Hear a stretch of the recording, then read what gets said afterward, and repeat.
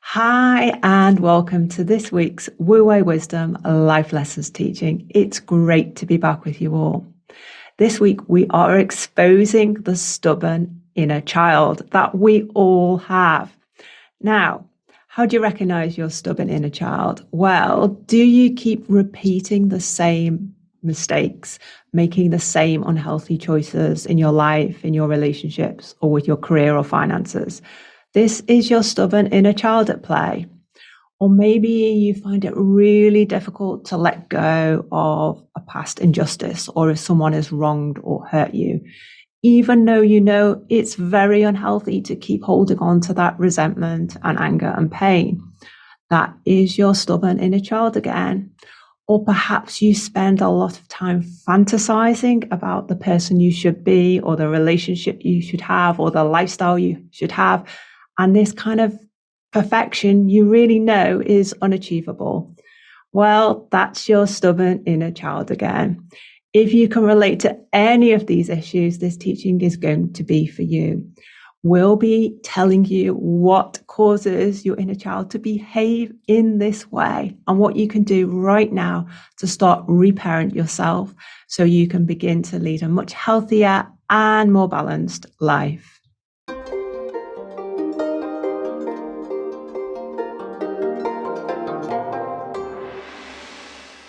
Okay, David, the stubborn inner child. How common an issue is this for the clients that you work with? It's really common, Alex, and strange enough, and this might be my perverseness. I love working with a stubborn inner child. Some of my clients can hanker down, dig in their heels, and they would not budge. And this is the demonstration of how strong the inner child is. And this is what I really want to unpick today, because I want you to look at that stubbornness in a different viewpoint and a different way.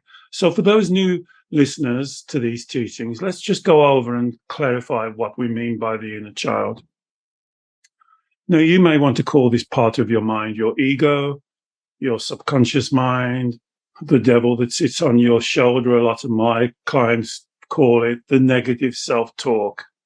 I prefer the label the inner child because this part of your mind was developed, and the relevant age for me is between 6 and 9 years old, around that time when things were going on in your childhood that frankly was above your pay grade. You didn't understand. You couldn't cognitively reason out what was going on. And so a part of your mind kind of locks down like a kernel in the middle of a nut. And it's a kind of a protection mode. It's kind of wanting to be in control. And although then you mature and you grow and you get on with your life and your relationships and your career, there's that part of your mind really connected with your emotions, and your emotional feelings is still locked. And what we're going to discuss today is when it's locked around this stubbornness, which is really common. So what is I'm almost visualizing when something really overwhelming and confusing happens to us when we're young. We go into this almost like a fright, and that makes us rigid and locks down our mind in a kind of stasis. I can imagine and envisage that happening when we're young, but why are we still kind of locking down into that rigidity, that stubbornness as an adult? Because we've moved on, we've grown, circumstances are different. We're adults now. So this is a great description of the inner child. It's almost as though something was happening in that period that I've discussed, something that it couldn't understand, it couldn't deal with. It was out of its capacity to control. And so what it does, it locks down the hatches. It's almost like it goes down into that cellar for emotional protection or emotional safety. So if you've ever used those phrases, I want to keep myself emotionally protected or emotionally safe, this is your inner child. So the direct answer to your question, although then you mature in all other parts of your life, as you grow up, you go through school, leave school, maybe get married, maybe start your career, that emotional belief of needing and wanting to be emotionally protected will be affecting you all through your life, because you'll be trying to manipulate the reality of the outside world to keep you safe and to keep you protected. So even though, if we go back to the examples I used in the introduction about repeating bad choices and mistakes, even though we know it's wrong, or holding on to injustice, even though we know it kind of eats us up inside, or striving for a perfection that we know we're never going to achieve and it's just going to cause us to burn out. Even though we know we're intelligent people, we know that it's really unhealthy to keep doing that stubbornly, despite our inner wisdom, we still do it. And is that because the need for emotional protection almost trumps that kind of inner wisdom and knowing? Exactly. That's exactly what happens. And this is why we do these teachings, because then you have this internal conflict between your mature mind, your mature self, and the inner child. So the mature self sees the world, sees reality in a slightly different way, and maybe wants to go on to the unknown or do something new. And the inner child is screaming and kicking. It always seems to me, have you ever had a child in the back seat when you're driving and they're kicking the seat? And it's like as though you're trying to get on, and maybe you do things differently. It's always much harder for you because you've got this resistance from the inner child, because the inner child is never wanting to be put in that position that he or she may be as being emotionally vulnerable, emotionally open to being hurt. And so there's always this internal struggle. And that's why I want to do this teaching, because this teaching is very important. But we're hurting ourselves by digging in, by being rigid, by being stubborn. We're hurting ourselves. It's like we don't need anybody else to hurt us now. We're not that child anymore. We are doing it to ourselves just through our own kind of determination and stubbornness. Well, you're right, Alex. And that's what I always say. You have to, as a saying I say to my clients, you cannot change what you don't understand. And you have to understand what's going on here. What you just said is exactly right. And what the mature mind knows is exactly right. But there's something more powerful. The inner child is more powerful because the inner child uses your emotions. The inner child has a direct connection to your emotions. So when you know there's an opportunity, and it might be something quite neutral, like a new friend or a new career choice, or doing something, learning a new language, doing something different that maybe you know is going to be a challenge. And even though the mature part of you is quite excited and wants to do it, the inner child will be going, whoa, no, pull back. What if we make a mistake? What if we criticized? What if we negatively judged? What if we get it wrong?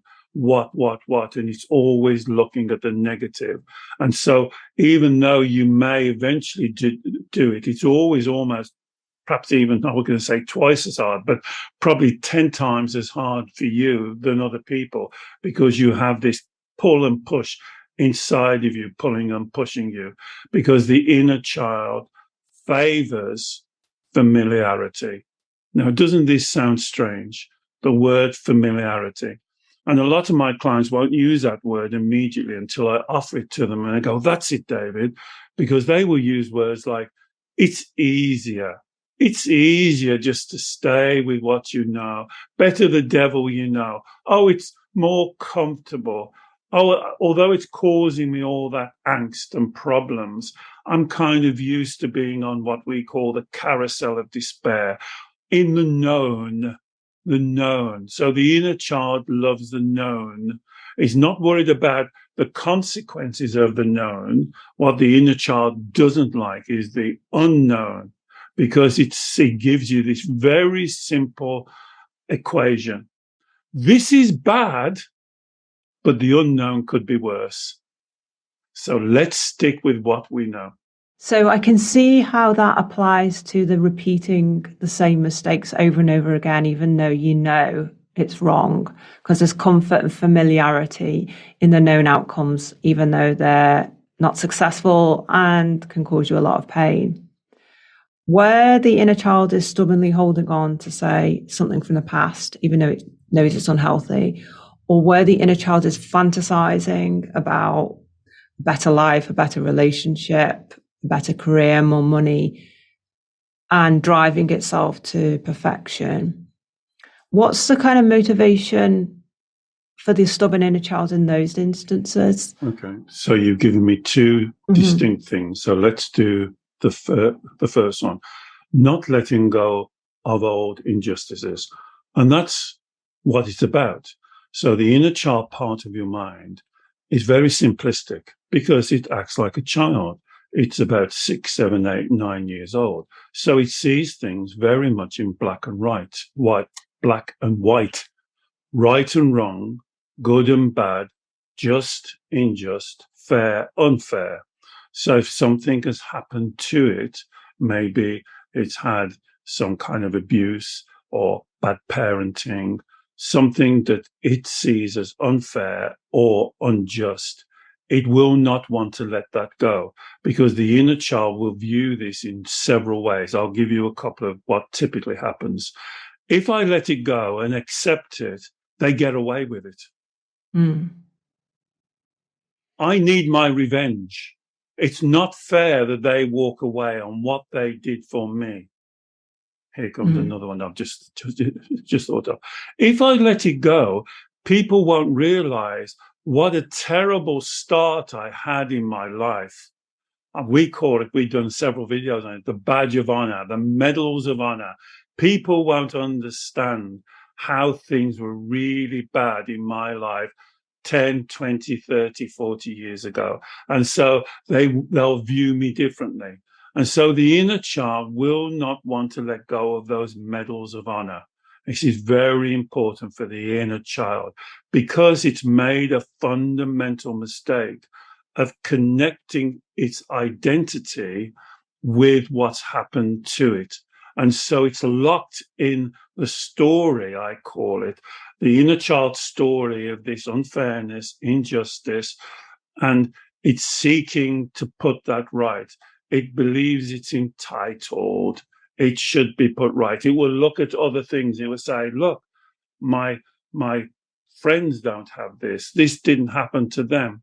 And then he starts to cherry pick. It starts to look at other bad things and he goes, there you are, look, there's more evidence. There's more evidence. There's more evidence. The world's against me. I'm walking a path that's really bad and things are always working out wrong for me. There's something wrong with me, the vow. Something missing in me, the vow. The world is against me. It's not fair. I'm the victim here. And so the inner child will build that narrative story. And as time goes by, it will look for more and more things to support that story. And here comes the stubbornness. Now, it's spent, please, if this is you, listen to this, please. Have you spent 10, 20, 30, 40 years perfecting this story? What would your life be like if you just let it go? What is stopping you from letting it go? You see, it's this identity. And a lot of my clients will say, but who would I be without this story? Yeah. Who would I be? What would my identity be? How would I react to the world without running this story through the narrative of what I'm living, how I'm answering what's happening as in my life? I call it the red light syndrome. Have you ever been driving and you get stopped at all the red lights? You forget all the green lights you went through. You keep looking at the red lights, and that's the story that you build up. So we've talked about emotional protection, being a driver. We've talked about the need for an identity and a story, because without that, who are we?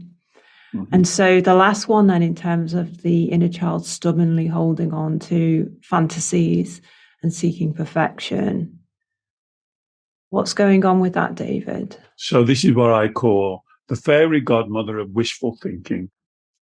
It's a lovely little as in a child, thinking that I'm entitled to this perfect life. Because I've had this injustice, these bad things happen to me, now I'm owed. I'm owed. Some of my clients will tell me this. I am owed. The universe owes me. Other people didn't go through what I went through, so now the universe owes me. And the problem with that, when I'm doing this teaching, as with a client, it always reminds me of that image of the donkey and the carrot. You know, when the carrot is just dangling off its head and the donkey can't quite reach it and he drives it forward. And so this is perfection. This is never being satisfied.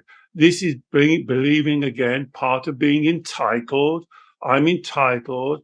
I should be treated like a princess. I should be treated like a prince. Everything should work out the way I want it to. I shouldn't have to suffer any inconsistencies, any letdowns, any bad things, because I had all that in my childhood, didn't I? I had all that come from. Now I've kind of paid my dues. It's all paid now. So from now on, everything should work out okay for me. And when it doesn't, I'm going to kick off. I am going to use my emotions, anger, frustration, resentment. I am going to build up all of these emotions so that people around me will see I'm not happy and they will try and put it right for me. Or they'll walk away, and then that proves the other one. There you go again. People are leaving me. See how unfair it is? So this is a perfect example, Alex, of the carousel of despair. You get caught on this carousel going round and around and around. And why the inner child loves this, as we said earlier, this is very familiar. This is self-fulfilling. So it's fulfilling its own prophecy. Poor me, I'm the victim, the world's against me, the world's not right, it always works out bad for me, the rights, why did they get away with it? How do I get my revenge? How do I make them pay? Very much like a child trying to right the wrongs of their childhood. And I'm thinking, David, putting myself in the mind of everyone else's inner child here. So the inner child's been kind of listening, and our listeners at home will be, I'm sure they'll relate to a lot of what you've just talked about there. And they can see the wisdom in it, but it's like the inner child saying, okay, well, I've just spent 30 years running this system, trying to protect myself, trying to make up for lost time, striving for a better life. And now you're saying, well, actually, you've kind of got to give it all up and accept and stop fantasizing, move on, take self-responsibility for your choices. It kind of seems not very enticing thing to have to do. It's not, my inner child is not particularly motivated by the prospect of having to throw in the towel on everything I've been trying to do and all the ways I've been trying to do it stubbornly.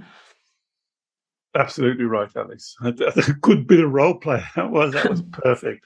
That's exactly what the inner child will be saying. Because remember what I said about one of the characteristics of that part of your mind that we call the inner child. Right, wrong, good, bad, justice, injustice, fair, unfair. See what we're talking about now, the pendulum again. So it will swing from either one end to the other. Some of my clients get locked in one of them. Some of my clients will swing violently from being stubborn in a blink of an eye to giving up and throwing their hands up in the air and saying, oh, well, it's not worth it. Let's go and put a duvet over my head. The world's against me. And then they'll come back and then they'll be stubborn about the minutest detail that they can't get right. And then they will prove that. So here's the pendulum. Because you're right. Because it's almost like, one, the inner child thinks, well, this is going to be a mountain to climb to change all the ways in which I've been doing things and thinking about things and choosing things. And 2, what will my life be like? It'll be kind of flat and hard work. And so I can see both the journey and the destination as the child envisages it is quite extremely negative. So it's trying to stay put, really. Mm-hmm. So once you recognize the inner child, as I try and say on every video, because this is the foundation of the Wu Wei wisdom model, the question you have to ask is, do you agree with this teaching? Do you agree that you are the creator of your emotions? You are not the victim of them. Now, that's extremely important. A lot of my clients, when they come on, and obviously they've watched some of my videos, and they've said, oh, I watched the videos, David, thank you there, but I'm stuck on the golden thread, and I'm going to demonstrate why you get stuck on the golden thread. I say, I've tried the golden thread, but then it gets lost. You have to make that statement clear. You are the creator of your emotions. You are not the victim of them. Now, that means not saying you shouldn't have emotions or you stop having emotions, but I'm saying you take accountability and self-responsibility for the emotions that you create. You don't make yourself a victim of the emotions. A lot of my clients will then say something like this in their opening remarks. Yes, of course, I agree with you logically, but.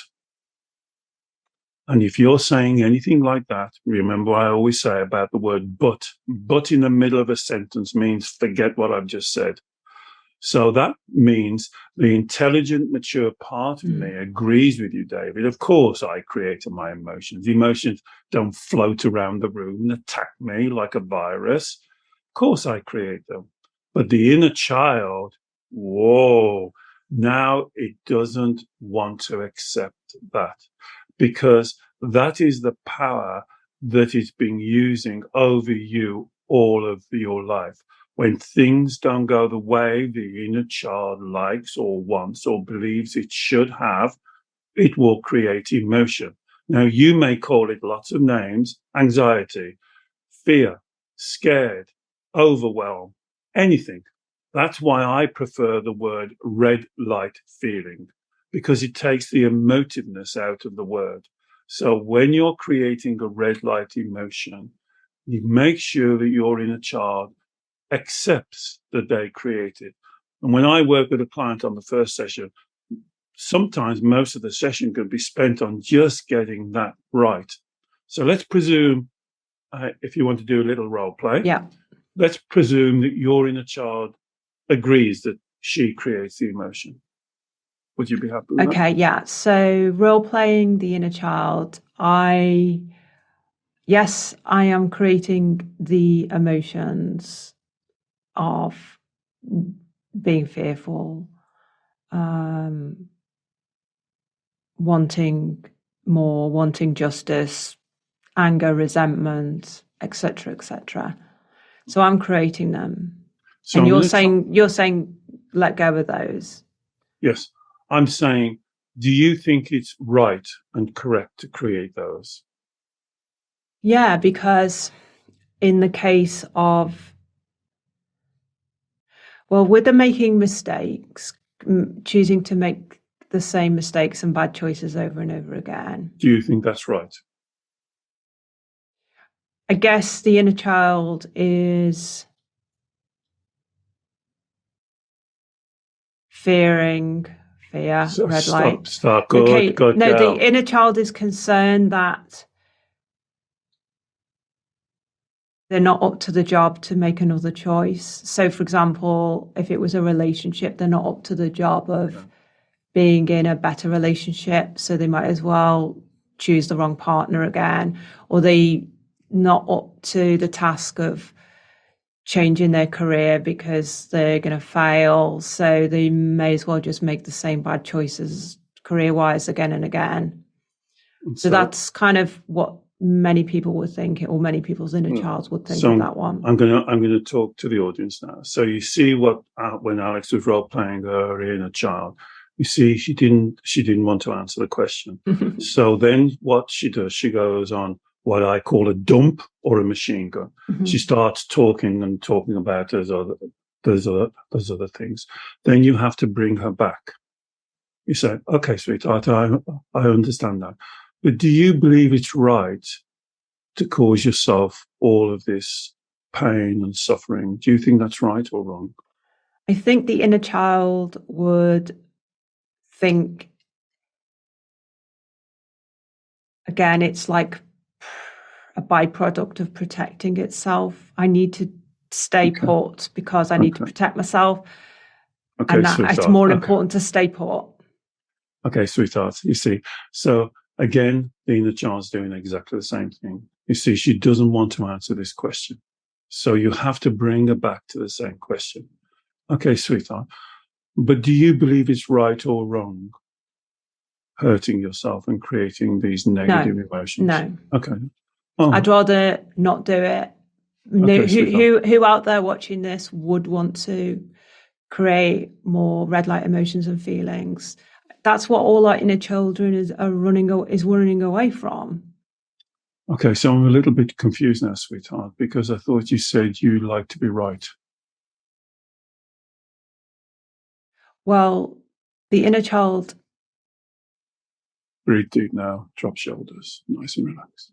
Because you told me I think the inner child, what's more important than being right is being safe.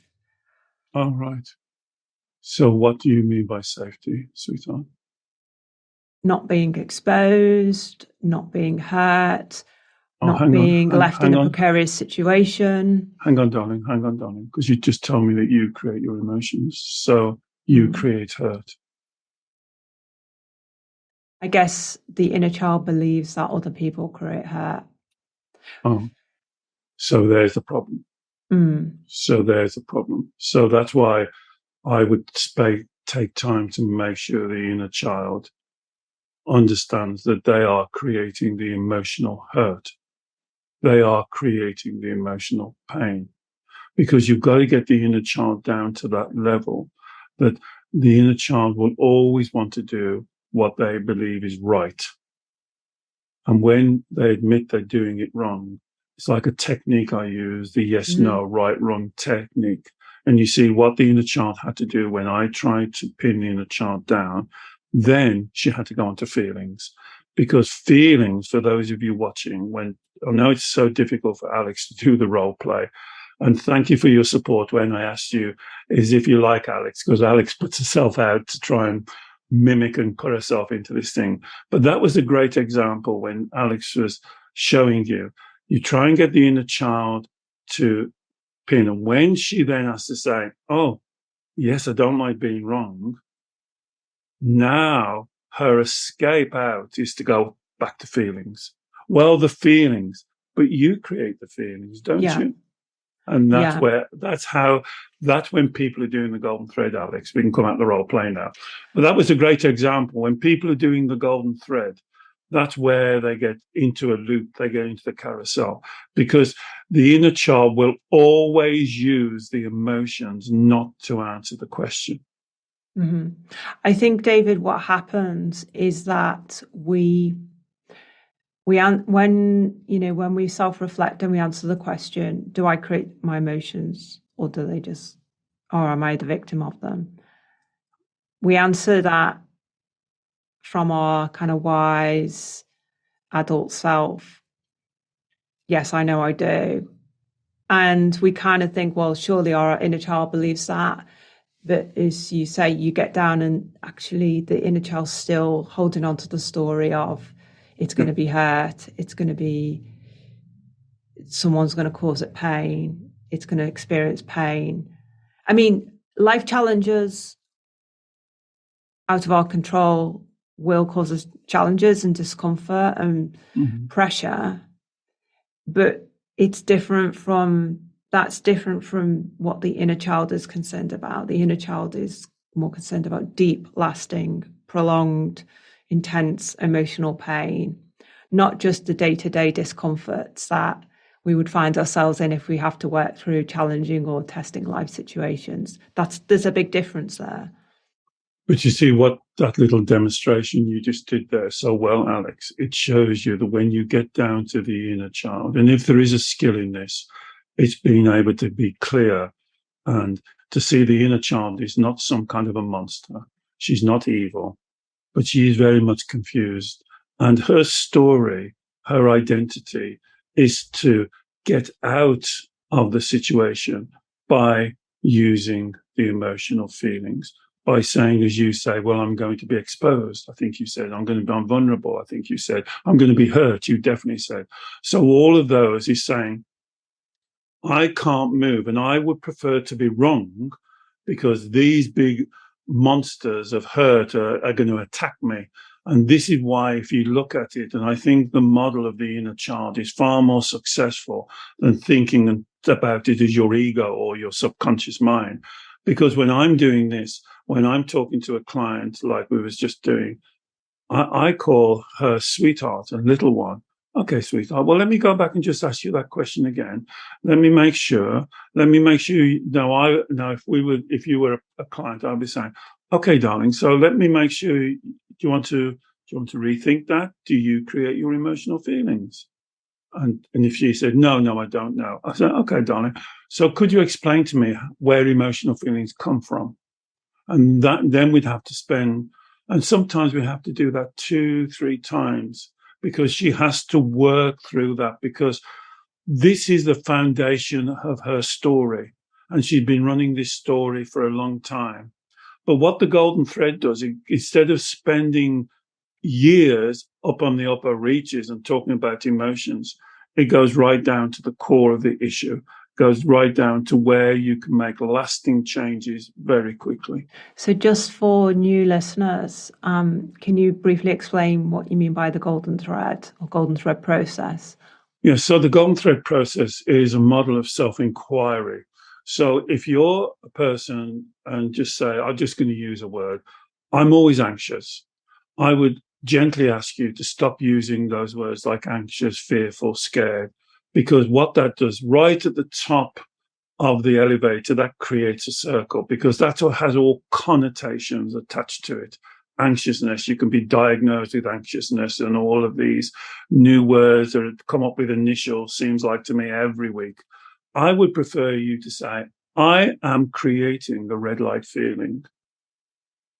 That's all you have to say. I am creating a red light feeling. Now, the next question, you're already on the golden thread, is a self-inquiry question. You just ask yourself, why? Why have I chosen to create this red light feeling? See, that first question shifts from you being the victim, you being accountable for the feeling. Now, you may say, well, I'm creating this red light feeling because of the way he spoke to me. Okay. Now, why would you create a red light feeling by the way that somebody spoke to you? Mm-hmm. And then you go down those why. I'm going to shortcut it. But you'd probably say, well, it reminds me of how my father spoke to me. Mm-hmm. Now you're down with the inner child. Now that's the part of your mind. Even though the way your boss or your next door neighbor spoke to you and you're a 20, 30, 40, 50-year-old mature person, actually the trigger is what happened in your childhood and the way your father spoke to you. But you're not saying that we should ignore when someone is disrespectful or inappropriate. And, we're not saying that if you experience an injustice from your past, that we pretend like it never happened. No, I'm saying the opposite. I guess what we're doing here is we are moving the inner child from ruminating and wallowing in the emotions and circling, as you said, circling around in the high level emotions, and moving it down to a place of greater understanding so that it can reach a healthy conclusion, whether that's acceptance, whether that's insight. It's like, what we're saying here is like, please don't stay stuck. Please don't circle and wallow and stay stuck and become more and more and more rigid in your thinking, in your choices and your actions. Let's dig down deeper, find out what's going on here, self-reflect. Because in this stubbornness, in these high-level emotional feelings, there is a lesson to be learned here, which is going to propel you forwards in your life, not keep you stuck. Through doing the self-inquiry work of the golden thread process, yes, it requires attention and application, but you will propel yourself forward. Yes, because on the example that I use, it's even more powerful, because if somebody does disrespect you or talk to you wrong, if you're not being triggered by what happened to you when you're 6, 7, 8, you can then approach that person in a mature, calm, balanced way. And you may say, I don't appreciate, it's not appropriate the way you've just spoken to me, without engaging your emotions of anger, frustration, shutting down, closing down. Because what has happened when that person, let's just say the boss has spoken to you inappropriately, criticized you, and instead of acting as a child did when their father spoke to them, you now can act like a mature.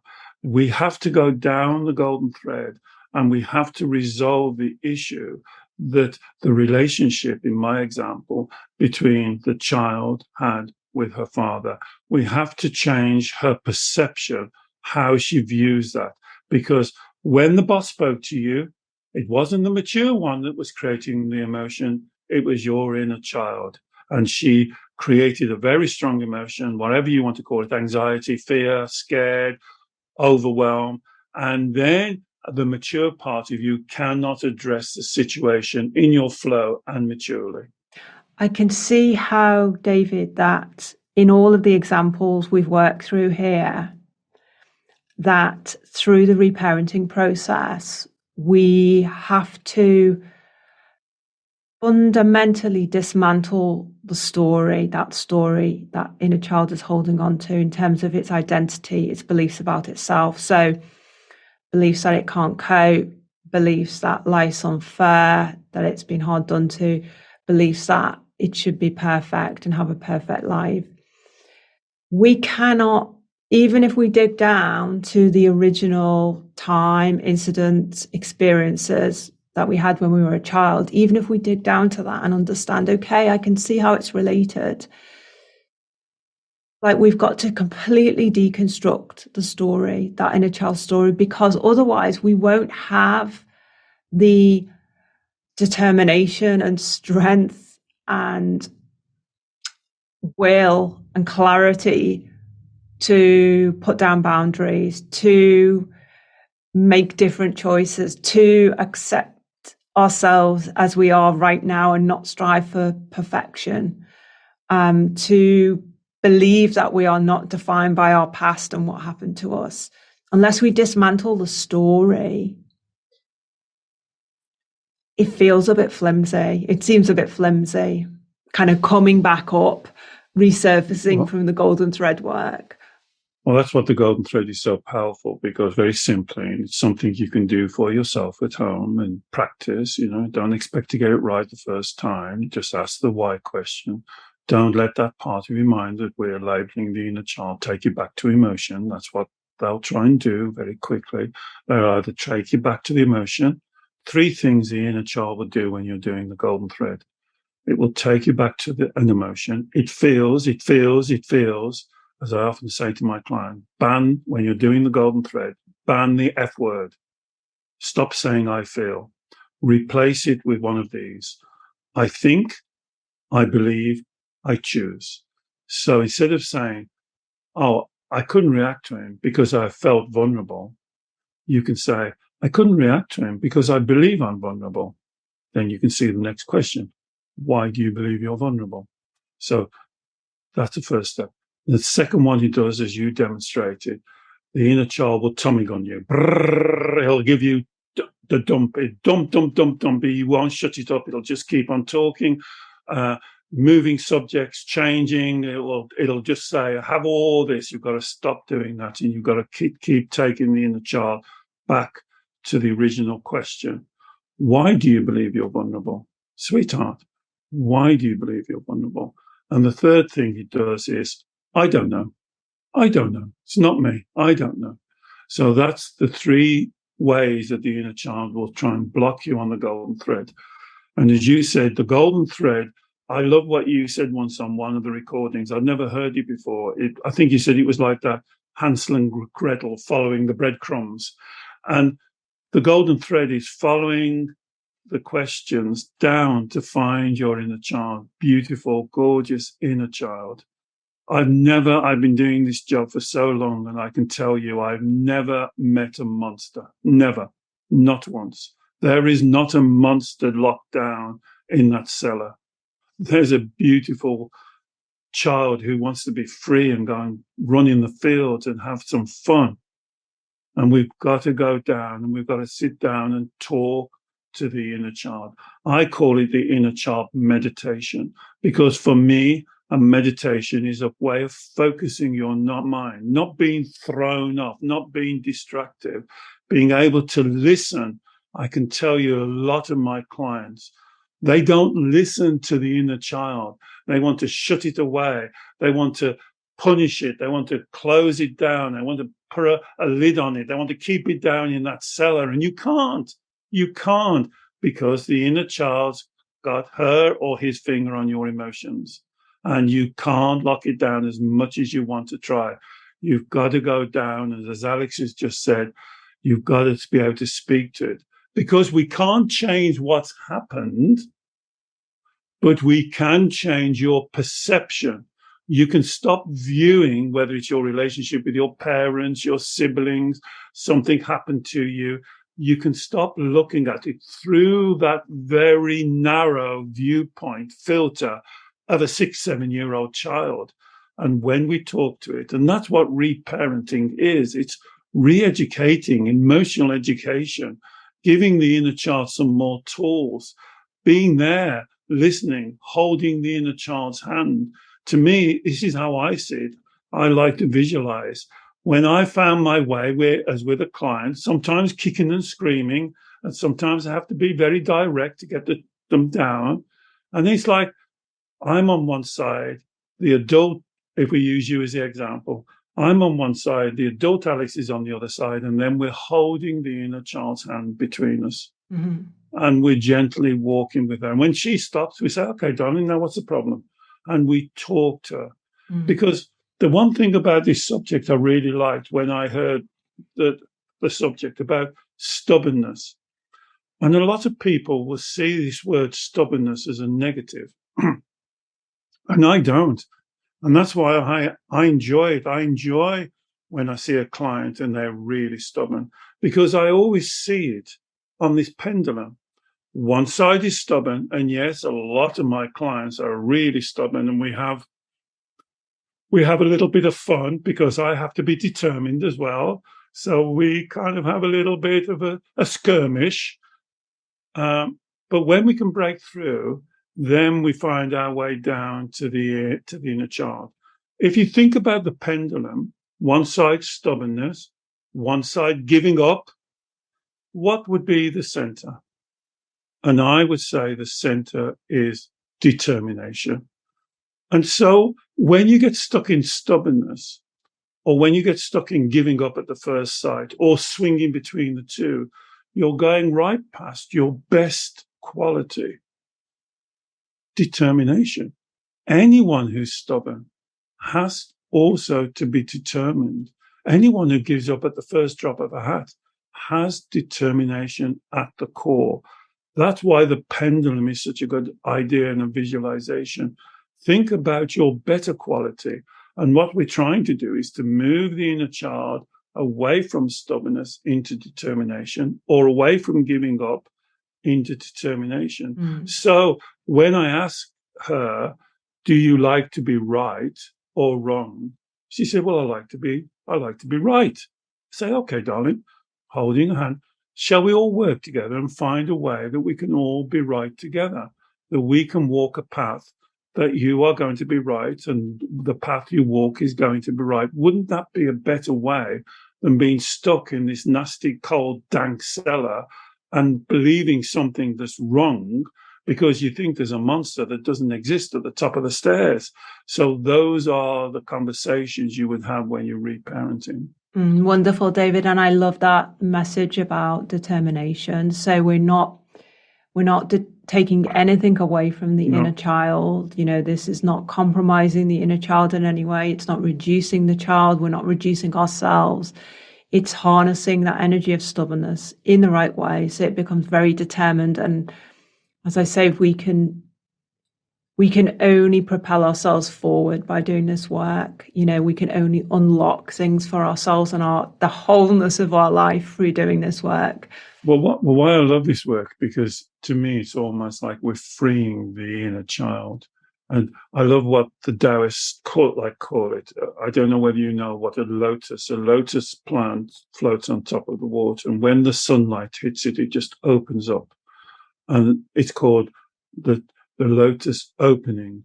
And what we're trying to do, rather than having the inner child locked like that kernel in the middle of a nut, is to allow the sunlight to come in, to talk to her or to him, and allow her to open so we can see all that beauty that's inside of her, so she can go outside and play and have fun and enjoy herself and experience new experiences with an open heart and believing in herself and seeing herself as I see her, as awesome. I know the first steps can be a little bit difficult and challenging, but if you do it with the right intention, with love in your heart, for yourself and for your child, then this becomes easier and you can change this much quicker and much more effective, and you can realign yourself in your flow and you can reach your potential. Great. Thank you, David. And I will put plenty of links in the show notes to other teachings that will help you with this topic and some of the reparenting techniques that we've talked about, including some guided inner child meditations that we've also done. I really hope this teaching resonated with you. Please do let us know in the comments and maybe share it with someone else who you think would also benefit. David works every week with clients all around the world on these sorts of issues and guiding them with their inner child work. If you'd like to learn more about David's Zoom consultations, I will also put a link to learn more about those in the show notes as well. And finally, please don't forget to subscribe to our YouTube channel. We produce new teachings every week and we would love to share your journey with you. Bye-bye.